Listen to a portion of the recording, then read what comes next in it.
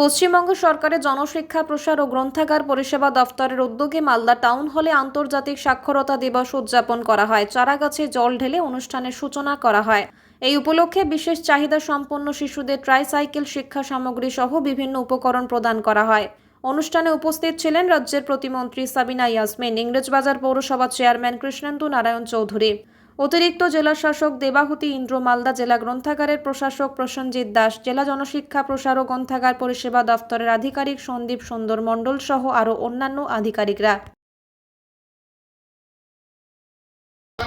কোনো রাষ্ট্র, কোনো সমাজ দেশের মাধ্যমে, রাজ্যের মাধ্যমে দিবসটাকে আমরা পালন করছি। আমরা যাতে আমি আমার দিচ্ছেন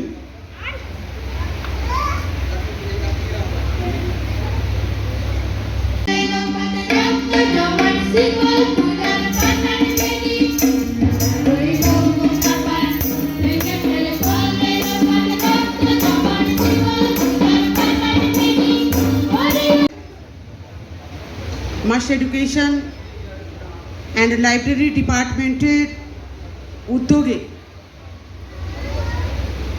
পশ্চিমবঙ্গ সরকারের নির্দেশে প্রত্যেকটি জেলায় আন্তর্জাতিক সাক্ষরতা দিবস পালিত হচ্ছে। উপস্থিত আছেন, প্রথমেই আমি কংগ্রাচুলেট করছি কিছুক্ষণ আগে যারা সুন্দর একটা উদ্বোধনী সঙ্গীতের মধ্য দিয়ে এই দিনটি সেলিব্রেট করেছে এবং দুর্ধর্ষ খুব সুন্দর তারা গান গেয়েছে। সে ব্লাইন্ড স্কুলের হেড স্যার কি এসছেন?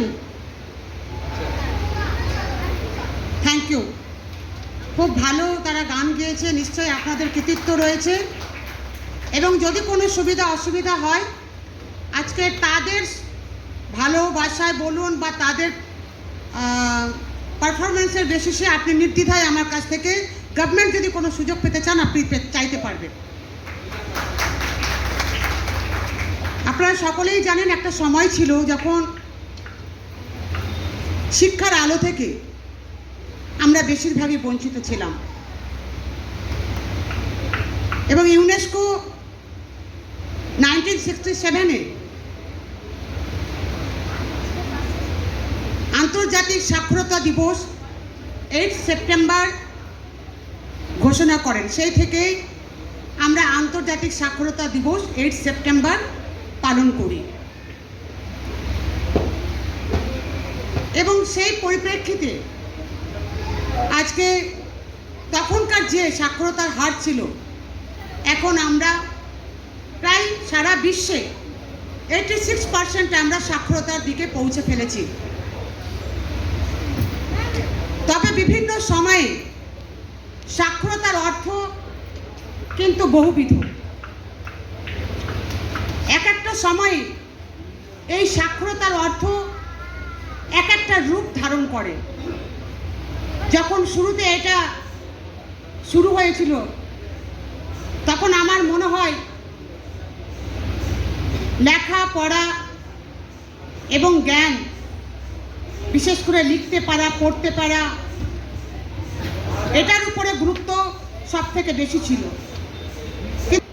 যে আমাদের রাজ্যে যখন 2011 সালের আগেও আমরা দেখেছি মেয়েদের শিক্ষার হার অনেক কম ছিল এবং উচ্চ শিক্ষার হার অনেকটাই কম ছিল, কিন্তু Mamata Banerjee, honourable chief minister, তিনি বিভিন্ন প্রকল্পের মধ্য দিয়ে কন্যাশ্রী, রূপশ্রী থেকে শুরু করে যুবশ্রী, বিভিন্ন প্রকল্পের মধ্য দিয়ে আর্থিক সহযোগিতার মধ্য দিয়ে পাশে দাঁড়িয়ে আজকে আমাদের মেয়েদের শিক্ষার হার বেড়েছে।